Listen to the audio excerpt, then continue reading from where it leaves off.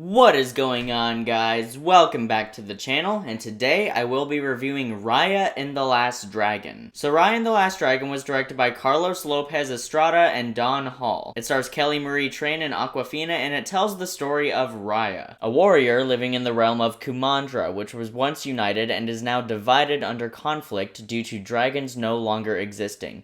Raya sets out on a quest to find Sisu, the supposed last dragon, to restore what Kumandra once was. I didn't get to see this film in theaters, unfortunately. There were a lot of other things out when this movie was in theaters, and I was trying to decide what to go see, and school and the move and finals and things like that, it all just kind of got in the way, and I didn't end up seeing anything in the theater, so that was kind of a bummer, because I really did want to see this in the theater. Every time a new solo original Disney animated movie comes out, I want to see it in the theater. But I wasn't able to. However, I did get extremely excited for this film, not just because of what I just said, but also because I was hearing some really positive buzz about it, and that Rotten Tomato consensus came out. It's at like a 95, 96 something, I don't know, and I was like, whoa, because I was really wanting another great original animated Disney movie. And now that the film is on Disney Plus, I gave it a watch the other day, and this is the best Disney animated film since Zootopia. Now, something I've noticed when it comes to the animated Disney movies of the past decade, don't get me wrong, I love musicals, I'm a big fan of musicals, and I love the classic Disney musicals. But when it comes to recent Disney, I've noticed that I've actually liked their non-musical animated films better. As I already said, Zootopia, that's competition with Spider-Man Into the Spider-Verse as my favorite animated movie of all time. Big Hero 6, which I believe was a collaboration with Pixar. The point is, Disney's recent original animated non-musical films have actually been really great. And this film is just another notch in that belt. This film was great. I loved Raya and the Last Dragon. The animation is gorgeous. I mean, this is obvious. It's a Disney film. Whether it's Disney or Pixar, the animation is always going to be top tier. But that doesn't make it any less breathtaking each time. The colors leap off the screen, and some of these environments are genuinely jaw-dropping. There's some really creative cinematography, and just the way that these environments were captured, it was astonishing. The voice work is great too. Kelly Marie Tran is great as Raya, and I also loved Awkwafina, believe it or not, as the voice of Sisu the dragon. Really great work there, and their relationship is what really carries this movie for me, you know, aside from other things that we'll talk about in a second. But the friendship between those two characters was so well written, and it was very refreshing. It's also a very well-paced film. This is such a beautifully directed movie, and it never falters.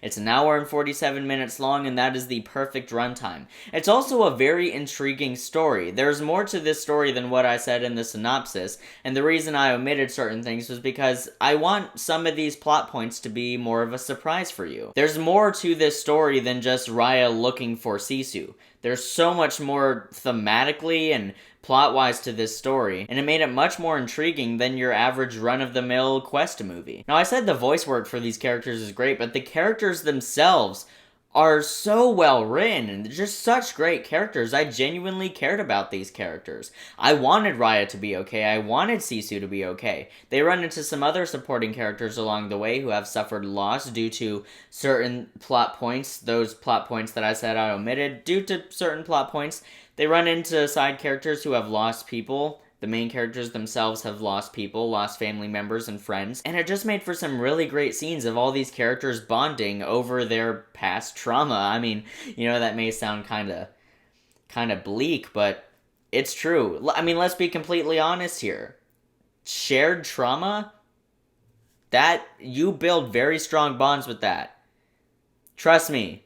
The banter between these group of characters was just so entertaining and so fun, it never got annoying for me. There's also a very, very good and deep rivalry between Raya and the main antagonist of the film, Namari. Something happened when they were younger, when they were children, which I'm not going to spoil obviously, even though it does happen fairly early on. It's some serious stuff, and now all these years later they're grown up, and when they, you know, run back into each other, they're not going to sit down and have a peaceful debate over dinner. They are going to fight.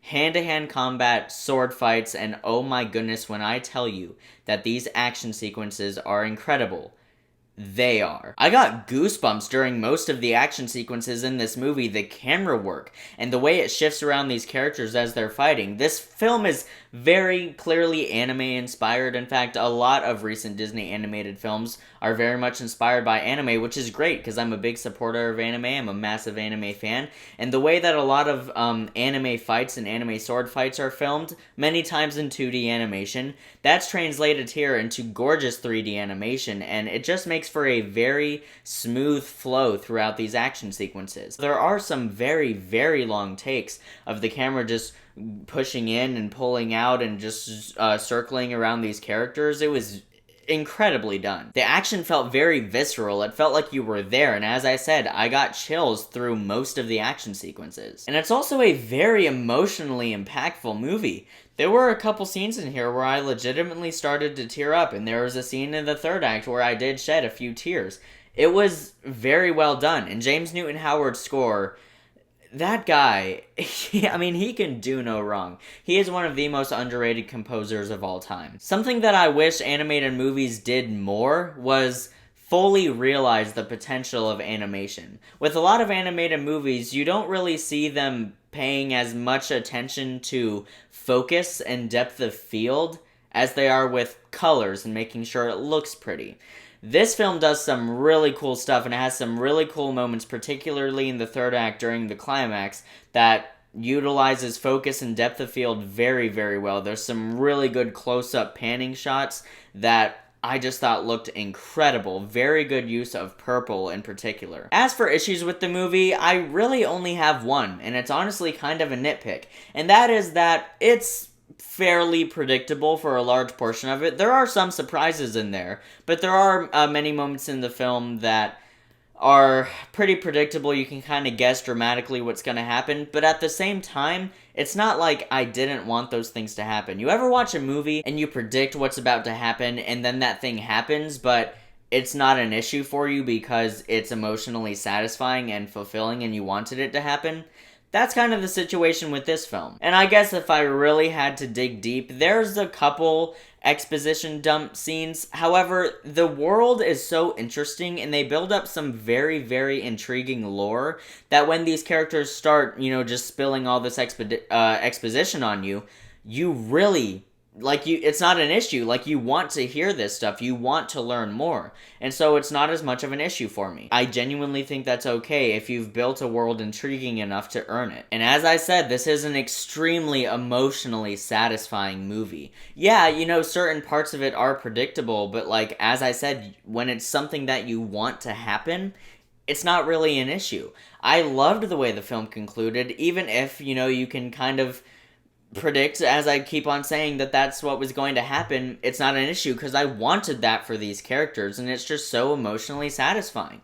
I honestly kind of love this movie, guys. I don't know. As I said, this is probably the best original Disney animated film since Zootopia. It genuinely affected me very deeply, and it's just like a perfect little bundle of enjoyment. Now, don't get me wrong, there is some serious rivalries in here, and the film does get serious at certain moments.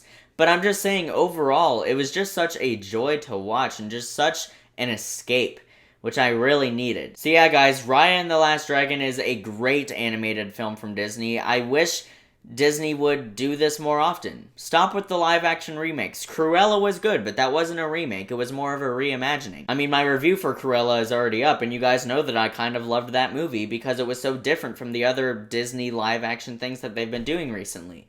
So I'm going to say a similar thing for Raya and the Last Dragon. Now, they have done this more recently than what I want them to do with the live action stuff. As I said, Zootopia and Big Hero 6 in particular, not musicals, very emotionally powerful Disney movies. Every single original Disney animated film going forward, please, just stick with this, because this works, and this is just so emotionally resonant and powerful, and gorgeous animation, great voice work.